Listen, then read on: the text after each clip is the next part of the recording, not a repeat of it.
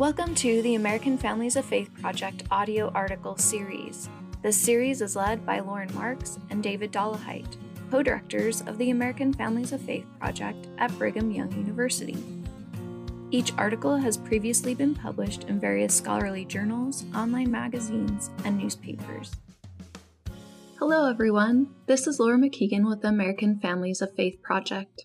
Today I'll be reading audio article number 42, titled The Healing Power of Humility in Parent-Child Relationships. This article was published in Public Square magazine on October 6, 2022, and was written by myself, David Dollahite, and Lauren Marks.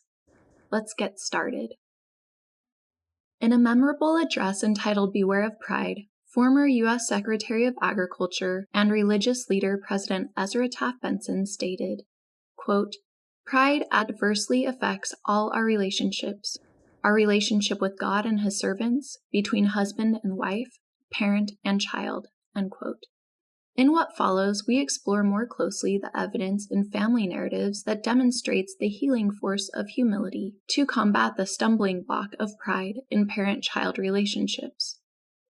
We have had the honor of interviewing more than 200 highly religious and ethnically diverse families of various faiths as part of the American Families of Faith Project. The research article from which this essay draws was published in the Journal of Family Psychology and was co-authored with two of our former graduate students, Jo Tella-Duray and Heather Kelly. For women, men, and children across denominations and races, we found that various expressions of arrogance and pride were commonly identified as enemies of connection and peace in families. Conversely, humility in family relationships was repeatedly reported to be deeply helpful, consistent with President Benson identifying humility as an, quote, antidote for pride, end quote. Although no American Families of Faith Project interview questions directly asked about humility, many participants reported that humility, 1, aided family members in avoiding and resolving conflict, 2, encouraged mutual respect, and 3, softened parent-child relationships. A 14-year-old Orthodox Christian daughter named Lindsay, all participant names are pseudonyms, explained that increased humility lessened conflicts in her family life. As she put it, quote, "I think I was kind of moving into a danger zone last year as a preteen, but I went off and I spent 6 weeks at a monastery, and it was just a whole different experience. It was really a change for me. I learned a lot about just being obedient and humble and submissive. It helps to solve a lot of problems, and you end up with a lot less conflict in the family. I came back and I was just different, I think." End quote. A Christian mother named Julie also related that humility helps with relational repair after phases of dysfunction in her family. As she said, quote, "Well, I think we try to be pretty respectful of one another, and when that breaks down, then we feel hurt, and then we get into our dysfunctional phase. It doesn't take long, though, because I think every one of us has enough of humility and conscience that we will try to repair that. And whether we say a prayer, or whether we just take some time and blow off steam and go off, separate while we cool down, then the tension doesn't last long. We try to repair that, but I think that our faith is what helps that repairing to happen." End quote. In a previously published work drawing from American Families of Faith interviews, we detected what we call the principle of lived invitation, stating, quote, "Our behavior is permission to others to behave similarly, but it is more than that. It is an invitation to do so." End quote. This principle of lived invitation was reflected and exemplified time and again as participants spoke of humility, since the example of a humble parent invites the child to be humble, and the example of a humble child invites the parent to be humble as well.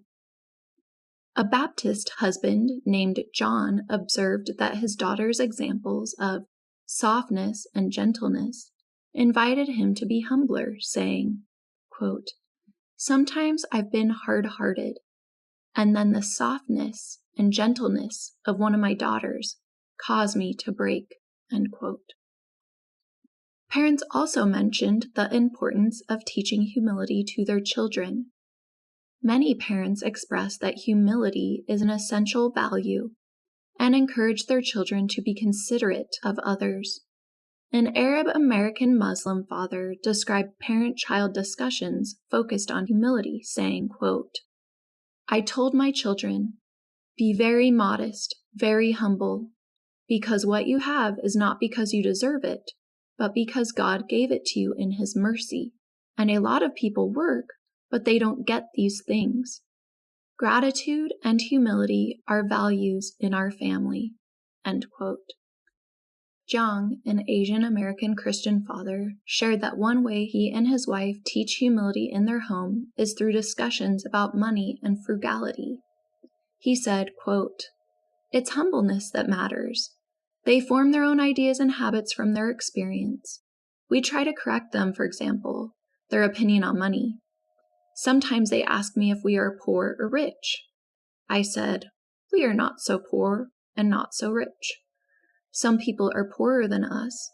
Some people are richer. I teach them to be frugal." End quote.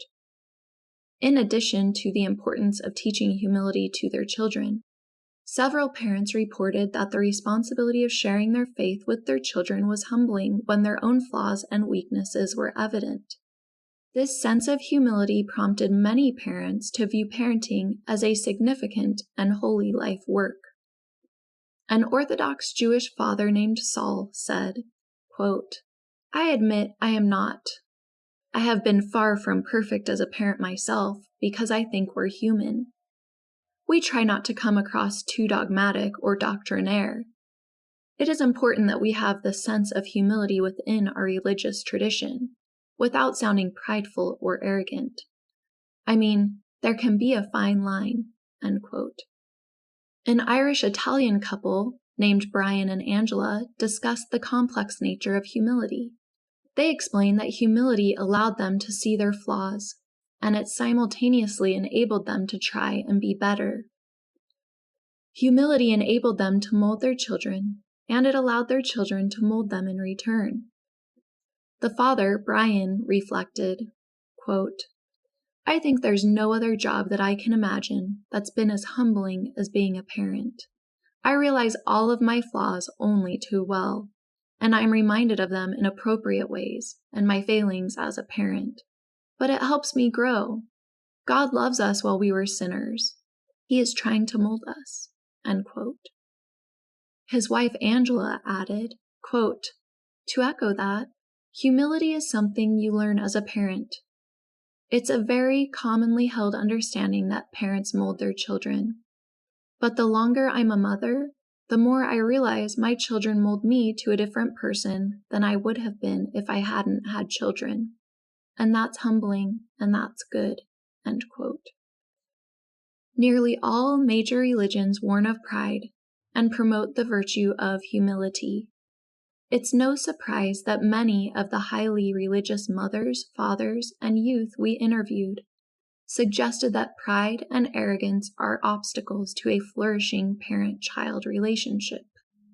They also agreed that when both children and parents choose humility, relationships will find greater connection and harmony, and relational repair, commitment, and trust will likely develop, consistent with studies by 2 other research teams. Our final narrative related to humility comes not from our interviews, but from the university classroom. 7 years ago, during a discussion related to humility and forgiveness, one of our students raised her hand and said, quote, "There is one thing that parents can do that God cannot do." End quote. That immediately captured the attention of those present before she then explained, quote, "A parent can model how to quickly and sincerely apologize to their child when they are wrong." End quote. Indeed. Ezra Taft Benson warned, quote, "Pride in our families drives the Spirit of the Lord away. It also drives many of our family members away." End quote. As parents look for ways to improve their relationships with their children, we would be wise to consider the relational powerhouse of humility as a strong antidote to the stumbling block of pride.